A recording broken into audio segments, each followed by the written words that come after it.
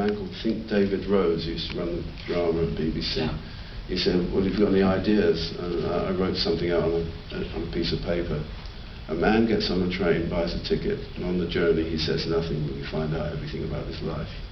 And that was an interesting thing, that the cinematographer on it was a young rookie called Roger Deakins.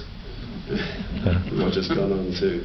Roger was great, and he shot on it handheld. And there's also an amazingly young Tim Roth in the film. I actually taught Tim to hold a gun in that movie, and he's never stopped doing it.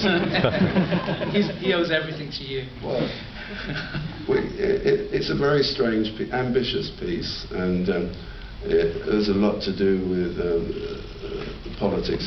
It was considered to be quite political. Channel 4 people were concerned about it, and it was half financed by then, I think it was called RCA Video Pictures Inc.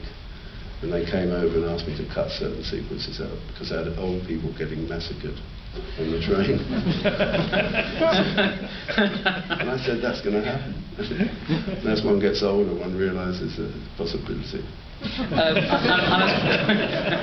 And I suppose, you know, obviously the title is referring back to inevitably to Waterloo Sunset. Yeah. And you know, here in Waterloo. It was a cheap shot. But there is. But I heard read the other day that it's actually, it started life as Liverpool Sunset. Oh, the song. Song, yeah. Yeah. Is that right? It was. I don't really write for my voice.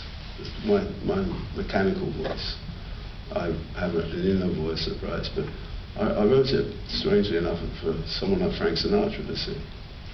And it was Liverpool Sunset, the death of Merseybeat. And it'd be great if Frank had sung a song about the death of Merseybeat. Yeah, I've got a whole I think that would have been a career-defining moment for Sinatra. And I'm sure he would wish that could happen. But, yeah, Return to Waterloo. Also, it was cut on film. In a proper cutting room with pick sync and everything. And we had one special effect near the end. It zooms into the actor, Ken Colley, a lovely actor. I wanted to zoom into his eye, like the tunnel, you know. I know it's very corny.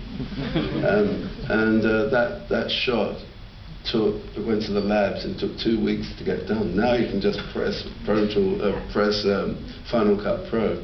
It just happens in an instant.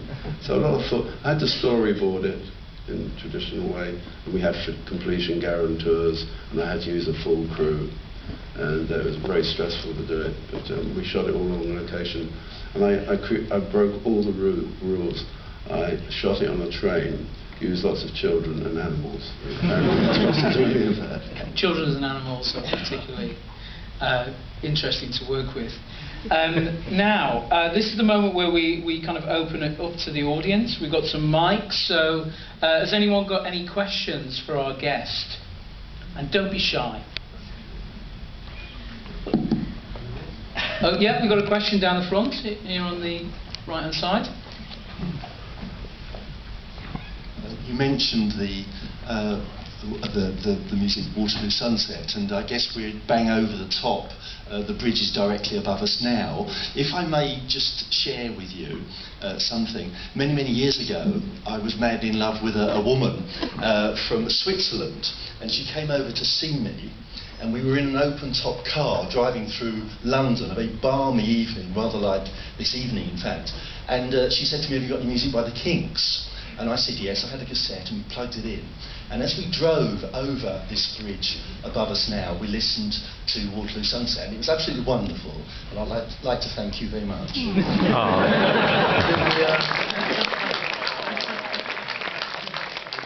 Did the relationship last? It's a tragedy.